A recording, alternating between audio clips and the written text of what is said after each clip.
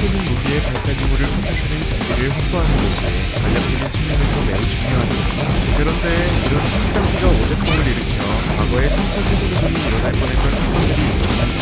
그중 몇 가지를 간단히 살펴보죠. 미국과 소련을 중심으로 전쟁이 언제 일어나도 이상하지 않은 시기였던 1983년 전시대. 소련의 인공위성 핵무기 탐지 기술 시스템이 미국에서 도둑간 탄도미사일 ICBM을 도입했다고 그런 신고를 보냅니다. 그 내용은 미국에서 5발의 핵미사일이 발사되었고 25분 후 소련의 영토내로 떨어진다는 것이었는데요. 이러한 상황이 발생했을 때 소련은 핵으로 맞대응하는 전략을 세워두고 있었고 실제로 그 계획이 이행된다고 해도 전혀 이상할 게 없는 상황이었죠. 하지만 당시 핵전쟁 관조소에서 당직을 맡고 있었던 소련의 스타니슬라프 예브그라포비치 페트로프 중령은 이 상황을 5분 만에 만약 핵전쟁을 시작한 거라면 미국이 수백발을 쐈을 것이다. 5발만 날아온다는 것은 이상하다. 아마 오류일 것이다. 라고 냉정하게 판단했고 즉시 핵전쟁 대응 시스템의 최소 코드를 입력한 뒤 침착하게 기다렸다고 합니다.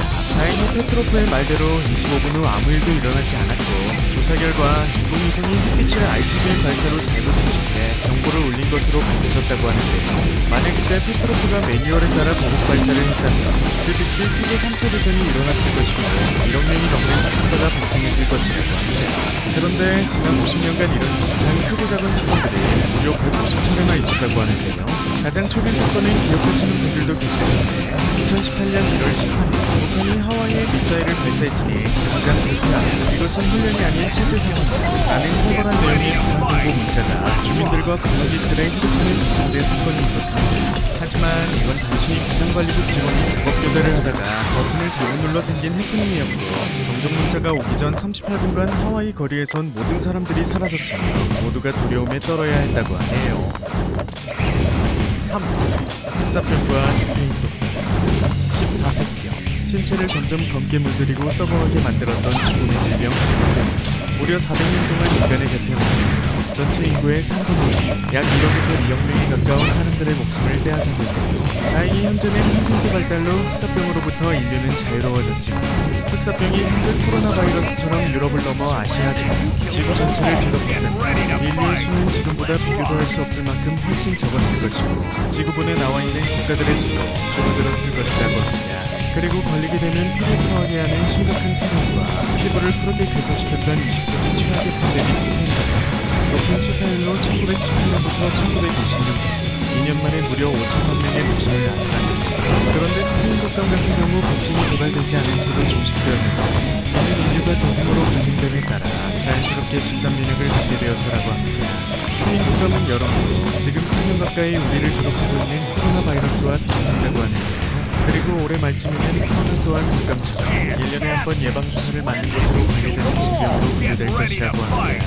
그런데 정말 걱정인 건 앞으로도 낯선 바이러스가 계속 생겨나 인류를 위협할 것이라는 건데요. 하지만 우리 인류 또한 이번 감염 사태로 경험과 대응 능력이 매우 높아졌기 때문에 다음 감염병 사태가 온다고 해도 침착하게 대응한 자니까 걱정을 할 필요는 없다는 얘기가 맞는 것 같습니다. 2부 해링턴 펜 지구의 모든 것을 상상시킨다 해도 과언이 아닙니다. 지구는 태양에서 세 번째로 가깝고 그 거리는 약 1억 5천만 킬로미터입니다. 태양은 11년 주기로 활동이 활발해졌다가 소심해지기를 반복하는데 그때그땐 태양 활동이 활발해져 흑점에서 폭발이 일어나는데요. 이것을 태양 플레어라고 합니다. 그런데 플레어가 발생하면 그 여파로 태양 폭풍이 발생하는데 그 폭풍 속엔 고농도의 자외선과 X선 그리고 방사선 등 엄청난 에너지원들이 포함되어 있죠.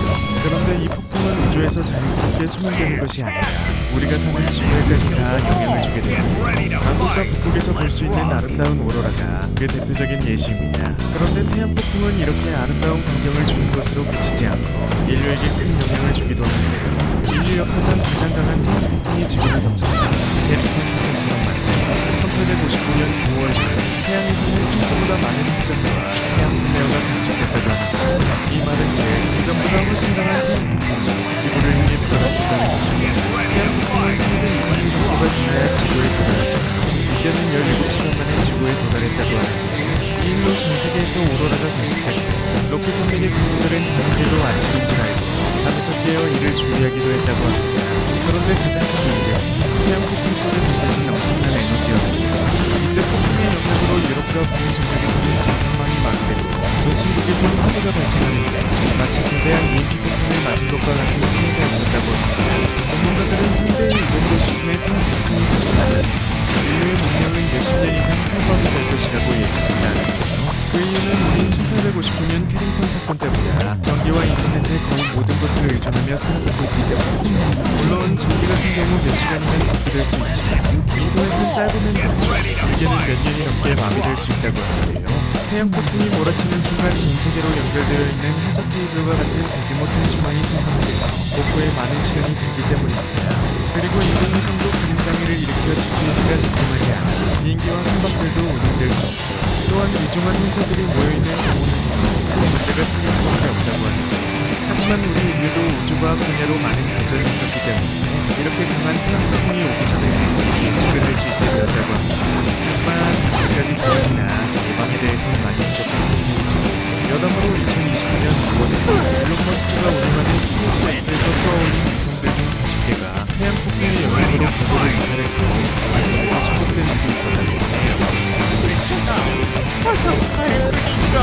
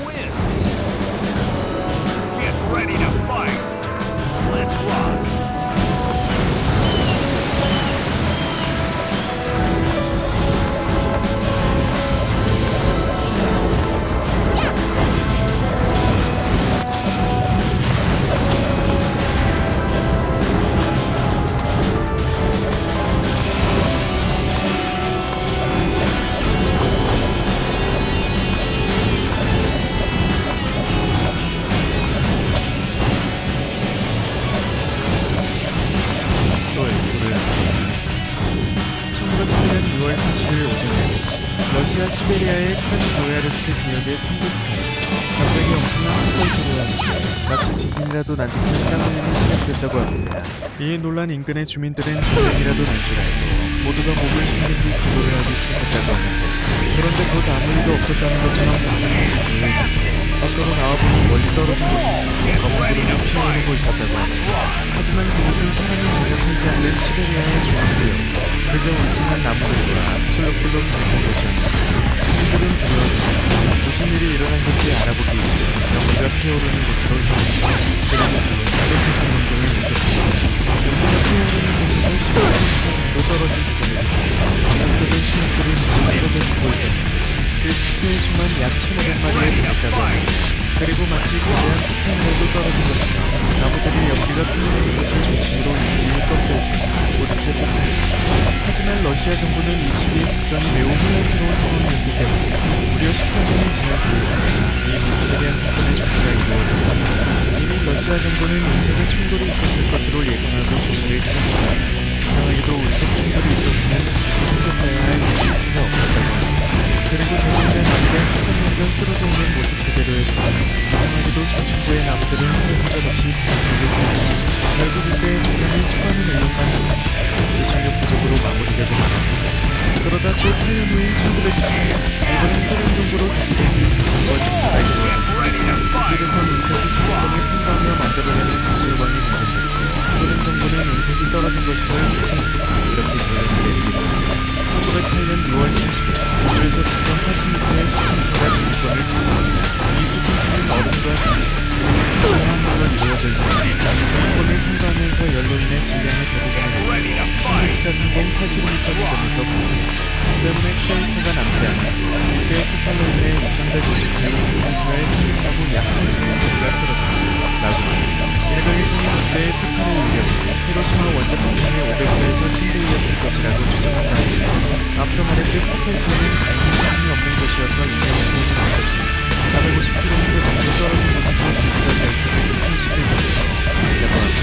만약에 운석이 미리나 유럽 쪽 중심부에 떨어졌다면 그는 인간의 인류 역사는 전혀 다르게 쓰여졌을 정도라고 합니다.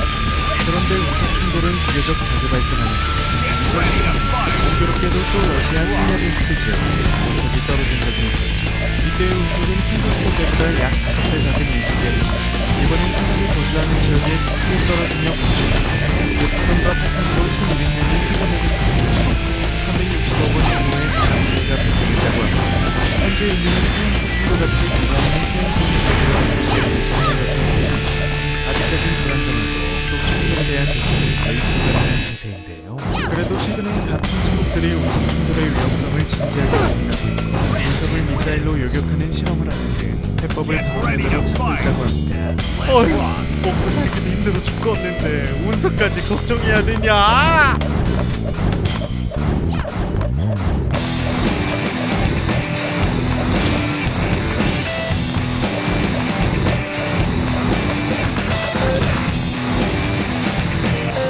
혜택 주의보 하나 투어가 지금부터 딱 4주만 선언합니다.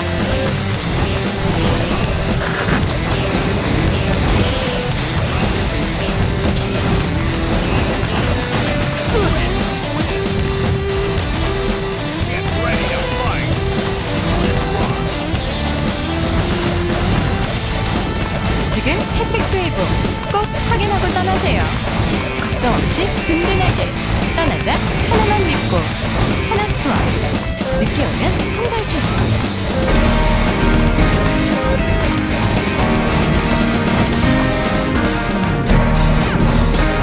태양계는 나선 은하인 우리 은하의 나선 발부분에 위치하고 있습니다. 태양계에는 태양을 중심으로 돌고 있는 수성, 금성, 지구, 화성, 목성, 토성, 천왕성, 해왕성 등 8개의 행성이 있습니다. 그리고 세레스, 명왕성, 에리스 등의 외소 행성 및 각 행성들 주위를 돌고 있는 위성, 소행성, 그리고 해성 등으로 이루어져 있습니다. 태양계의 질량 중 약 99.8%를 태양이 차지하고 있으며 관성들과 위성, 소행성, 해성 등이 단지 나머지를 채우고 있습니다. 즉, 태양계에 있는 모든 물질 중 태양을 제외한 나머지 물체 모두를 합쳐도 태양계의 모든 질량의 0.15%밖에 안 된다는 뜻입니다.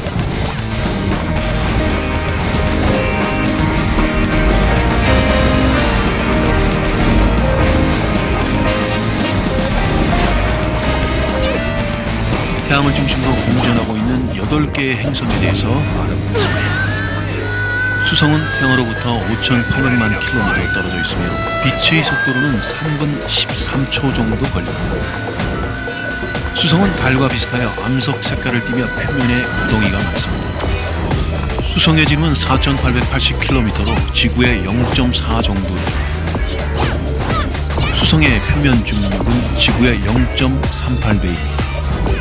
태양을 중심으로 도는 공전 주기는 87.9691로서 수성에서의 인류는 88일이고 자전 주기는 58.6461이며 수성에서의 하루는 176일입니다.